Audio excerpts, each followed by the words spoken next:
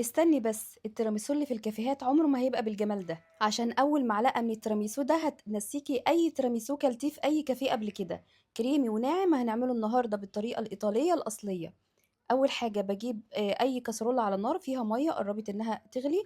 بحط فوقها بوله، بس بشرط ان البوله ما تبقاش ملامسه سطح الميه. بحط في البوله دي نص كوبايه سكر، عليها 3 صفار بيض. الوصفه الاصليه للتيراميسو بتتعمل بصفار البيض حتى من غير ما احنا نسويه، بس احنا هنعمل دلوقتي تسويه للصفار عشان احنا عندنا صعب ان احنا نتقبل كده صفار البيض من غير ما يستوي. فبقلبه مع بعض ومع السكر كده لحد ما السكر يدوب، وهنا البيض بيكون استوى بالبخار. هنحضر دلوقتي بقى كريمه التيراميسو. المفروض بتتعمل بالجبنة المسكربوني، بس طبعا هي غالية جدا ومش متوفرة، فهنستبدلها بالجبنة الكريمي بتاعة الحلويات. الكيس ده انا بجيبه من اي محل بيبيع مستلزمات حلويات. الكيس ده وزنه 200 جرام. بضربه كده بالمضرب الكهربائي كده لحد ما طري الجبنة شوية. وممكن بالمناسبة تستخدمي جبنة مثلثات، بس تكون جبنة غنية كده وما يبقاش فيها طبعا ملح. بعد كده بضيف عليهم كوباية من كريمة الخفق، وبضربها بس ما تبالغيش في الضرب علشان الكريمة ما تفصلش. وبنزل بخليط الصفار والسكر اللي احنا جهزناه وبضرب ضربتين وبوقف. مجهزه بقى على جنب كوبايه من الكريم شانتيه، خفقتها مع كوبايه من الميه الساقعه المتلجه، وبخلط الخليط ده مع بعض. ممكن تعملي الخليط كله بالكريم شانتيه بدون كريمه خفق، مفيش اي مشكله. وممكن تعمليه بكريمه خفق بس، يعني هتزودي مقدار كريمه الخفق وتعملي كوبايتين اتنين بدل كوبايه، وتستغني عن الكريم شانتيه. انا بحب اعمل ميكس الاتنين، باخد قوام حلو قوي من الكريم شانتيه، وفي نفس الوقت باخد طعم غني بتاع كريمة الخفق. طبعا حلوى التيراميسو دي حلوى قهوة أصلية، فطبعا بنستخدم القهوة الاسبريسو أو القهوة سريعة الذوبان اللي هي النسكافيه أي نوع. أنا كان عندي اسبريسو فاستخدمته. تقدري تدوبي معلقتين اتنين من القهوة سريعة الذوبان في نص لتر مية وتستخدميها، مفيش أي مشكلة خالص.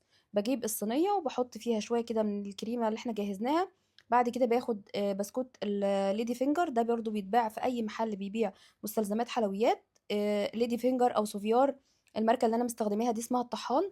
باغطس بسكوتة الليدي فينجر في مشروب القهوة اللي احنا جهزناه، بس طبعا احنا بنسيبه يبرد الأول قبل ما نحط فيه البسكوتة. يا دوب بنغطس بس البسكوتة ثانيتين، وبعد كده بنطلعها بنرصها. بنعمل طبقة من بسكوت الليدي فينجر الأول، وبعد كده بنعمل طبقة من الكريمة بتاعة المسكربون أو كريمة التراميسو، وبنرجع نعمل طبقة تانية من البسكوت اللي متغمس في القهوة، وهكذا لحد ما نخلص كمية البسكوت والكريمة اللي عندنا. آخر طبقة طبعا بتكون طبقة الكريمة. كان باقي اخر شويه كده من البسكوت، عملت طبقه خفيفه من كريمه المسكربون او كريمه التيراميسو على الوش، وابتديت ان انا اوزعهم بشكل عشوائي. واخر كميه بقى من الكريمه بوزعها على الطبقه الاخيره، بس الطبقه دي بتكون سميكه شويه بسويها. وبعد كده بدخل الصينيه بتاعتي التيراميسو دي التلاجة اقل حاجه ساعتين، ويفضل لو تسيبيها ليله كامله، بتدي نكهه وطعم حلو جدا. لما بطلعها بقى برش عليها رشه كده من الكاكاو الخام. ممكن تستخدمي كاكاو خام غير محلى او كاكاو محلى، بس بصراحة بتبقى بالكاكاو الخام الغير محلى شكلها احلى كتير. ده بصراحة بقى شكله بعد انا سبته في التلاجة ساعتين اتنين، ما قدرتش استنى عليه، شكله مغري جدا. وطلعته واكلت منه. البسكوت بيبقى عامل زي الكيك كده، بتلاقيه دايب، والكريمة بتاعته كريمة غنية جدا وطعمه خطير. وبصراحة هو مش عايز يتاكل في طبق كده ابدا. انت تاخدي الصينية وتطلعي على البلكونة ومعاها كوباية قهوة كده لو انت بتحبي القهوة، وتاكلي من الصينية على طول. لان الوصفة دي بصراحة ما تتفوتش. هي صحيح مكلفة شوية، بس هي بتتعمل في البيت أحلى من الكافيهات بمليون مرة.